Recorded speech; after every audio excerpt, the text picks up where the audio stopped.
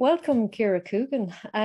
You're very welcome to this little chat with Tribes Press. My name is Marguerite Tonery, and I first came to know you through this book, Sex Educated, which you were involved in, and you're heavily involved in this because there are so many excellent illustrations in this book. But before we even talk about the book, Sex Educated, I would like to know, how did a person like you end up being an illustrator? Because there's so many teenage girls or even younger who are drawing and illustrating at the moment, and they really want to know. Their parents are telling them, don't do it, there's no future in it, don't become an artist of any sort, you need a steady job, good job, be an accountant, and all they want to do is draw. So what I wanted to ask you is, there are young girls and teenagers who want, and parents, you could give parents a bit of advice as well. Absolutely. How do they follow their dreams, and is it worth following? So yeah, thanks for having me, Marguerite. It's lovely to get to sit down and have a chat with you.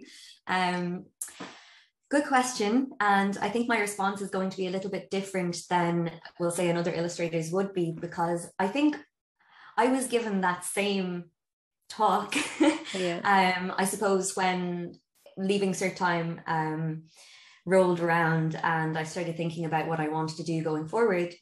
And it wasn't necessarily, I didn't get that from my parents. I got it from school. It was never really an option to study art. It was never suggested to us. Though throughout school, I spent all my time in the art room. Any moment that I could sneak off from class, which is not ideal, I know, but I would be there. It was just what I loved. But it was never suggested to me to pursue it. So I never thought about it. I never did it. So I actually didn't study art. I'm self-taught. Oh, well done then. And yeah, so I think in a way that's probably my inner child or my inner teenager coming out and just pursuing it in a very natural way. Now that's not to say it doesn't come with speed bumps along the way. It's not the easiest career to get into, but it is most definitely worth it. I'm excited every day to kind of do it, you know. So you finished secondary school and put art aside, or kept drawing, or kept illustrating, or what happened that you ended up illustrating a book called Sex Educated that has like, I don't know, 1 million illustrations inside? It's so comprehensive, this book. And the detail, my God, you know, how did you end up with a project this large for somebody who doesn't have, we say, a degree or a master's in, or PhD for that matter, in illustration? Yeah. How did you end up? How did all that happen? It's an interesting journey. And to be honest, because I hadn't really been thinking about it along the way, so I don't know what I was doing. But I mean, it's always been present, you know. Doodling, painting, collage, lino printing. I should probably thank my dad for that, because even as kids, he would always have myself and my sister trying out some new form of art. So it was always ingrained in me from an early age. But after leaving cert, I suppose, I mean, I went on and studied arts, but just the wrong kind of art. So then I ended up moving to New York. Okay. And during my time in New York, I lived in a very creative neighborhood in Brooklyn called Williamsburg. And I've heard of it, yeah, it was very exciting because the characters that lived in that neighborhood were most definitely creative. And my eyes were open to a whole new world of possibility. And there were wonderful festivals, and just wandering around the neighborhood, there'd be something new every day. And I think fantastic. So that's sorry. No, you're okay. It definitely sparked something in me to see people doing these things on a daily basis as their job. So I definitely kept up. I scrapbooked, I illustrated all of my adventures, my travel adventures. Everywhere I've gone, I've illustrated a scrapbook along the way, which is a wonderful way of doing things and keeping things, making memories, I suppose, but honing my skills as I went. And I moved on to Canada, and again, wasn't working in art full time, just a hobby, but a hobby I was very good at. And one more country hop to France, and I spoke the language a bit, but I spent a lot of time kind of in cafes, listening when I just got settled there, and drawing my surroundings, and just for fun started sharing them online. And this goes to show you the power of, you know, social media, the internet. And it was from there, I didn't even decide to make it a job. People started reaching out to me. Oh, now fantastic.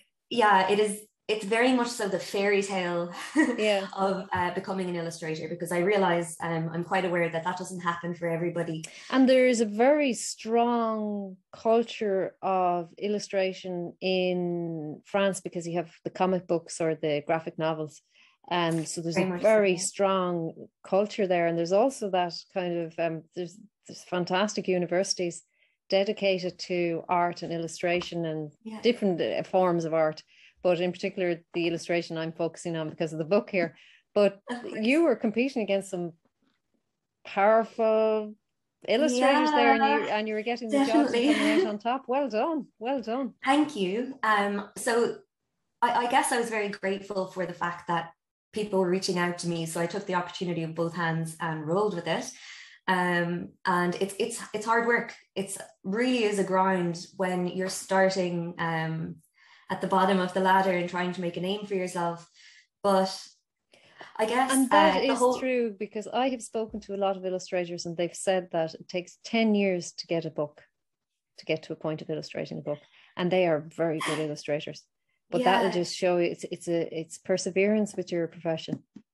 Yeah, I mean, I've been illustrating full time now for about 4 years, or just over 4 years. So I did move, I moved up the ladder quite quickly. Yeah. But again, I think I just got lucky, because some wonderful clients all over the world saw my work and reached out, and I got very lucky early on.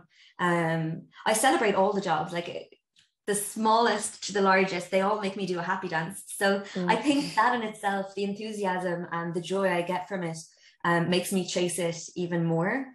And I think, that's the case. If you're happy doing what you love, then you tend to succeed.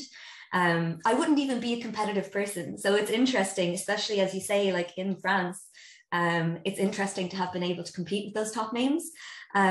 Again, I'm kind of pinching myself. I just, because there's no doubting your illustration and your ability to illustrate. There's no doubting that.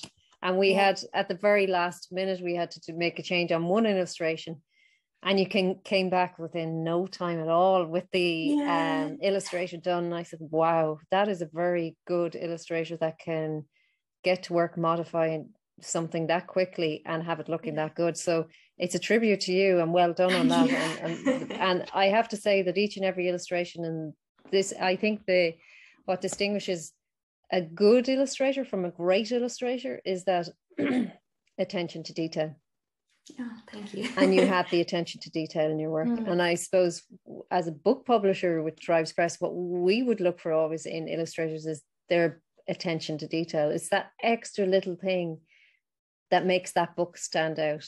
And with the book that we have been involved with you, you'll be involved with so many publishers over the next few years with so many amazing books. Maybe you'll even get to re-illustrate Harry Potter. It's been really re-illustrated so many times. Dream. Yeah, that's the dream. But there is a clear distinction between your work and other people's work, in that you have that extra little attention to detail, and it makes the book. And so every publisher will want you, and I'm looking forward to seeing where you go with all your illustrations. Thanks a million, Marguerite. What is the future like for you? What do you want for your future? What is the plan? What direction do you want to take it? It's a very good question. I get asked that all the time. What's the dream project? And it keeps changing. Sometimes it gets bigger in scale. Sometimes it gets teeny tiny. For some bizarre reason, there's one job I'd really love, and that is to work with On Post on the Christmas stamp. Every year they bring out a little collection of stamps, and the artwork is beautiful, and they've worked with some really big names. And I think I'm probably quite unique in wanting to chase that dream. That's iconic. That's an iconic one. That will be, your name will be forever in the history books. It would, it'd be very cute. The On Post annals. Sorry. Yeah.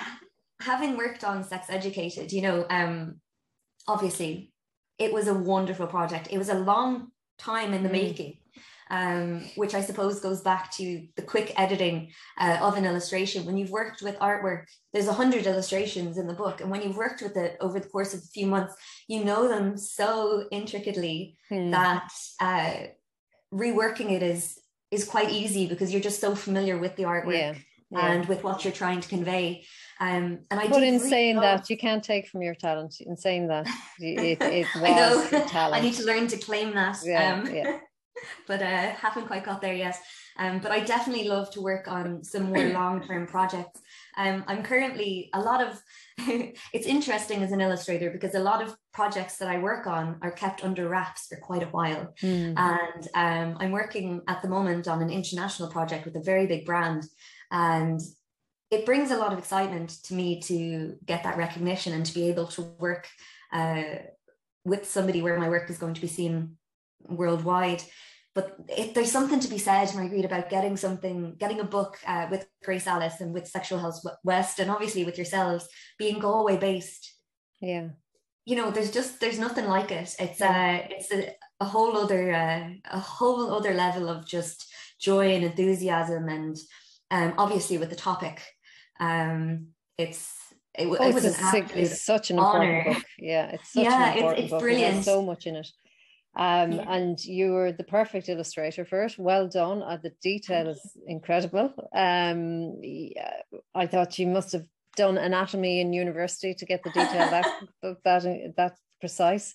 Well done on that. And before we end this conversation, this chat, what would you advise to young illustrators coming up? What would you say to them?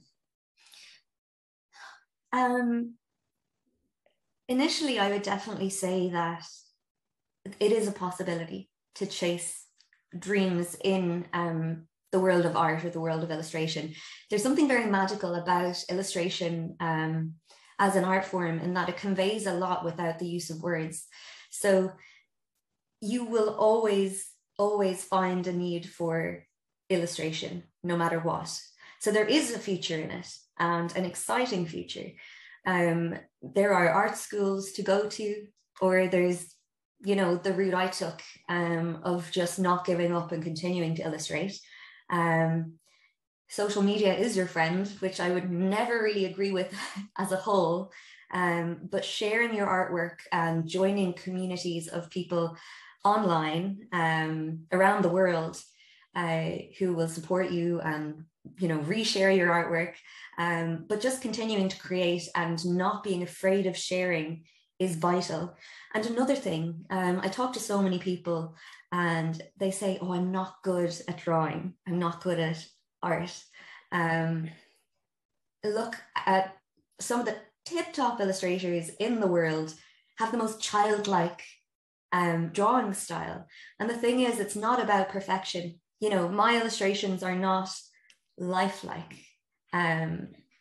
but that's the beauty in it. Do you know, there are so many styles. Yeah, there's so many styles out there. So it's really and truly about just having fun. And I think if you have fun with it and you inject your own personality into it and make sure that you're drawing what you love, that's the way to go about I it. think that's critically important as a publisher looking for artists or illustrators. You want to see their personality, because that defines them and that defines their art and makes it so unique. You know, I think a lot of that is chasing play. It's removing the expectation of being great, which unfortunately usually is realistic illustration, something that looks lifelike. And people strive and they feel they failed if they don't achieve that. So I would say go the complete opposite way, look to make a mess, start experimenting, and you'll be so surprised what you'd find. And Mickey Mouse doesn't look like a mouse. Yeah. Like, you can never be everybody's cup of tea, do you know? Yeah. And that's true about you as a person, but it's very true about yourself as an artist. So just know that if you like what you're doing, that's going to appeal to somebody somewhere, and that's all you need. You don't have to, you don't have to keep everyone in awe. And I suppose, as you have done, practice, and keep honing your skills, keep developing your art. And Ciara, it was lovely to talk to you. And thank you very much for taking the time out of your day to speak to us. You're so welcome. It was lovely. And I wish you every success in the future. I can't wait to see the projects that you'll be involved in. And thank you very much, Ciara. Bye-bye. You're so welcome. Take care. Bye.